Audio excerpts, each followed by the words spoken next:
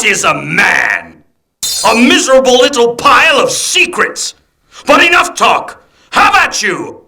You've played a Metroidvania game before, but have you ever stopped to wonder where that genre really started?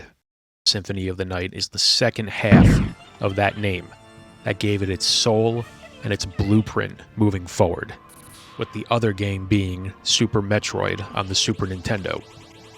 This is where the magic all started. I'm going to talk about why its formula is still being copied today and why I still absolutely love this game and play it at least once a year. So Symphony of the Night originally started as a passion project. It slowly, over time, became something more. It ended up becoming a direct sequel to Castlevania Rondo of Blood, which was released in Japan on the PC Engine. The director of the game, Koji Igarashi, didn't start out as the game's director. He was the assistant director. He and his team were inspired by The Legend of Zelda and the exploration that the game had. This was a critical moment where the game's trajectory changed during its development. Castlevania originally started out on the NES. It was an action horror game, and you played as one of the Belmont family, the famous family that has been killing Dracula in all of the games, with the exception of a couple where the Morris family came in. These games were traditional side-scrollers. The movement was very stiff in these games and very precise. Walking upstairs required that you stopped, held up on the controller, and your attacks were basically forward only. Attacking with your whip was just a forward attack. There was no diagonal attacking, there was no special attacks. You would get sub-items that you could use, and there was a lot of platforming as well. These games were notoriously difficult on the NES. The first one, the second one, they went a completely different route. They decided to go for a more exploration route, where Simon Belmont in this game could freely wander wherever he wanted. There was no set way that you would go. It wasn't linear in that regard. But the game was also incredibly cryptic. Playing it as a kid, we couldn't figure it out. Who would think that you have to stand next to a wall and crouch for 30 seconds to wait for a tornado to come by to whisk you off to a graveyard to get an item you need to progress? It also had a day and night cycle, but that became increasingly annoying as it was only 2 minutes and the game would completely stop. You would get a message and then resume gameplay. Enemies at night were significantly harder. Then we ended up going back to Castlevania 3, which more in line with its original game. There was no more open exploration like the second game, and they added some additional characters that you can play and swap out. The next big game in the franchise would be Super Castlevania 4 on the Super Nintendo. Castlevania 4 brought multi-directional attacks. It also gave the ability to interact more with the environment. The game is basically what the first game would have set out to have done if they had the technology to do it. After this, we would get Castlevania Dracula X. It's not worth calling it a port of Rondo of Blood because it really wasn't. You did play as Richter Belmont just like in Rondo of Blood, but the Super Nintendo was unable to do what the PC Engine was, so they stripped a lot of the game out and changed a lot of it. It still on its own was a good game, but it was nothing in comparison to what Rondo of Blood. So you had all of these elements. You had the history of the franchise, Rondo of Blood, the team's inspiration being Legend of Zelda, and that culminated in what we got as Symphony of the Night, which released in 1997 on Sony's PlayStation. Symphony of the Night opens up in the last stage of Rondo of Blood. You open up playing Richter Belmont, and you get to go immediately and face off against Dracula and get some of the best voice acting. That original voice recording was incredible, and whether it was intended to be campy or not, it perfectly sets the tone going forward. And the redub for the PSP version, as far as I'm concerned, never happened. When you do get to play in the beginning as Richter, you can open up a secret passageway by breaking a part of the wall when you first enter into Dracula's area. And you can start picking up items in this area. If you try to pause the game, it pauses. It's not like there was a sub-menu that you could select these from. So you kind of forget about it and you go in and fight Dracula.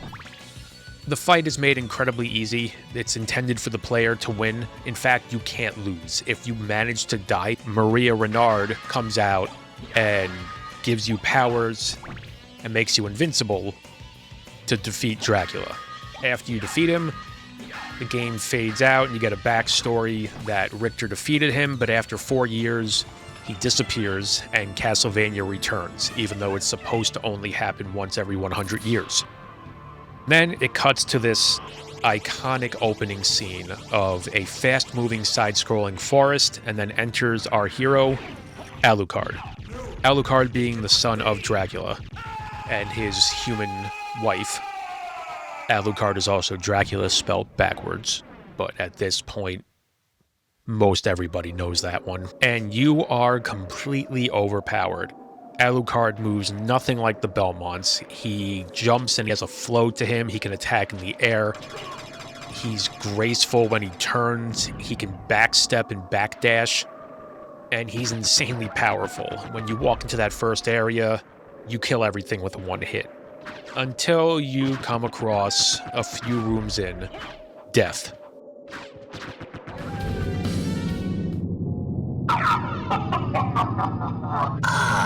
Alucard, what is your business here? I've come to put an end to this. Still befriending mortals. I'll not ask you to return to our side, but I demand you cease your attack. I will not. You shall regret those words. We will meet again. What? Who takes away all of your items and leaves you basically with just your fists. So the player is given just enough to understand how powerful Alucard truly is as a character, only to have it stripped away and start your adventure. And that really opens up the world. Traditional Castlevania games, you would start a level, and it would say level 1, and you would progress through those levels in a linear fashion. That was not the case with Symphony of the Night. Each area you went to felt completely different from the next, but somehow still fit the overall aesthetic of the castle.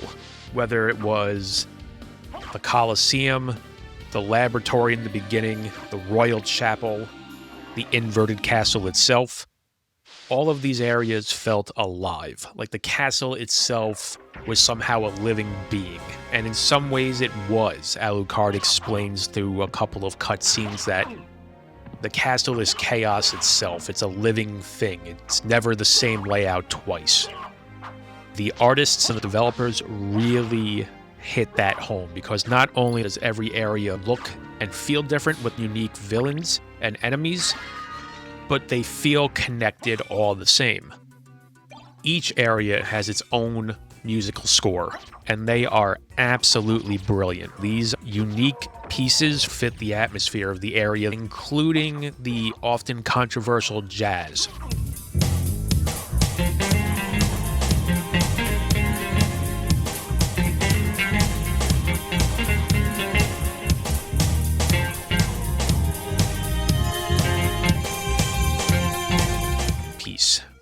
Which I still think is awesome. There's no song in this game that I found to be out of place or bad. And then you get back to Alucard. He's now been rendered useless. You need to start finding weapons and abilities. And you do, pretty quickly, actually. And the game kind of eases you into how Alucard is going to be equipped. Very similar to an RPG. You're going to find better weapons, better armor, or weapons that work in a way that you prefer that gameplay style, whether it's a sword or a ranged weapon. There's no traditional whip in this. Alucard really doesn't use whips. He's given this late 1600s, early 1700s European aristocrat persona and drawing.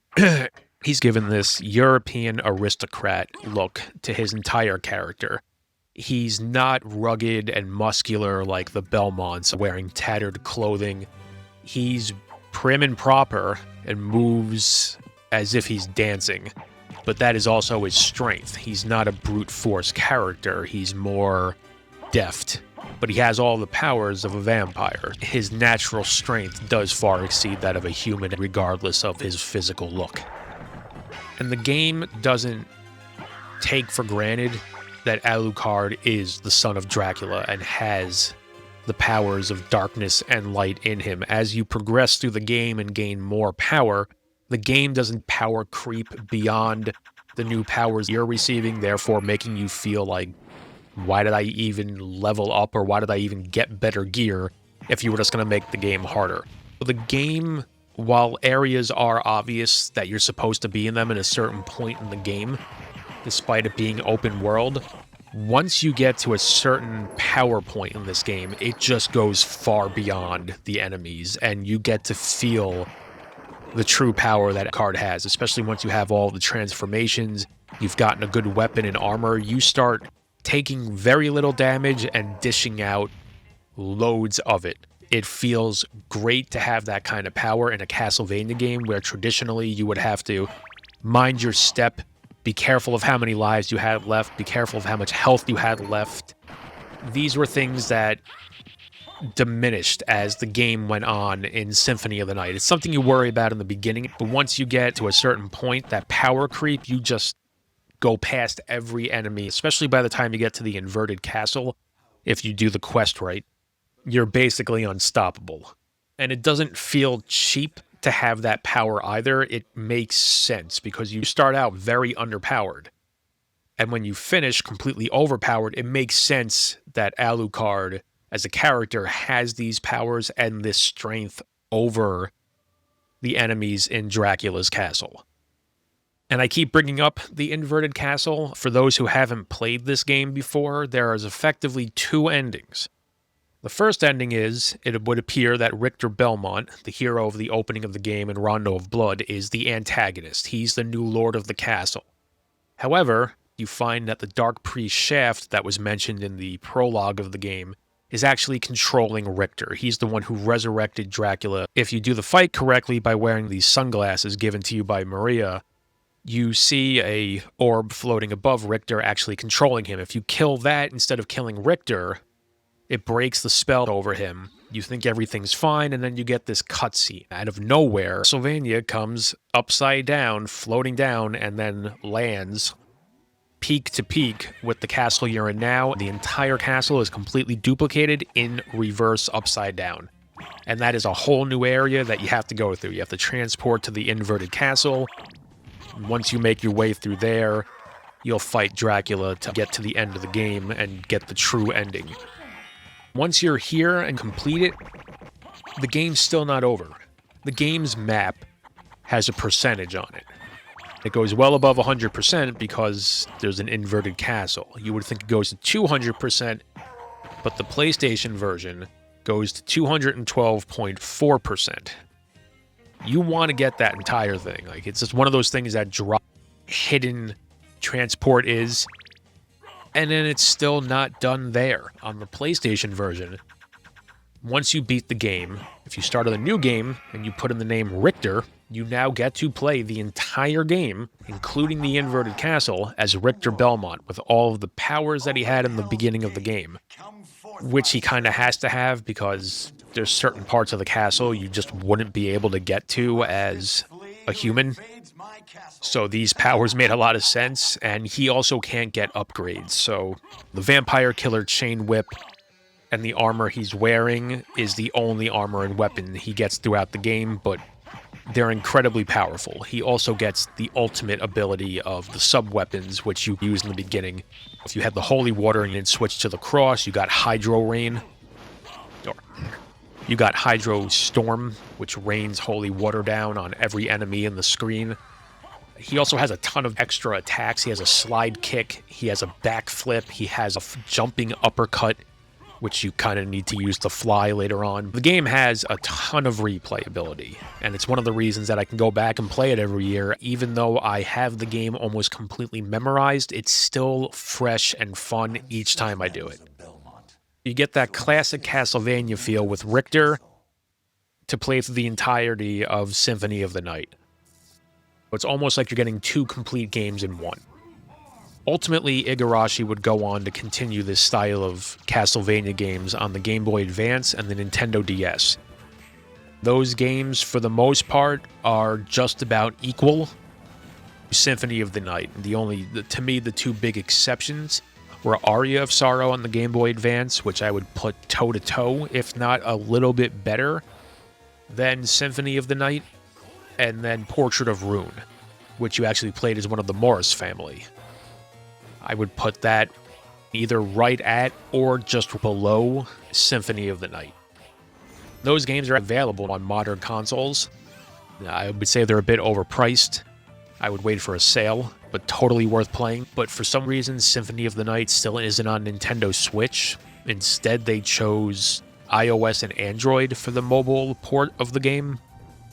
Huge missed opportunity on the Nintendo Switch. Symphony of the Night is revered today as much as it is copied. It has its own genre, Metroidvania. It's a term people now it's its own game genre. Super Metroid and Symphony of the Night turned out to be 2 of the most influential games in gaming history, spawning their own genre and dozens of games to follow in their footsteps. If you haven't played it, play it. You can download it on PS4, PS5, and I believe the Xbox 360 arcade version still may be up. Actually, no, it isn't, because they turned all that off. I'm not sure if it's available on Xbox, but I know it's available on PS4 and PS5.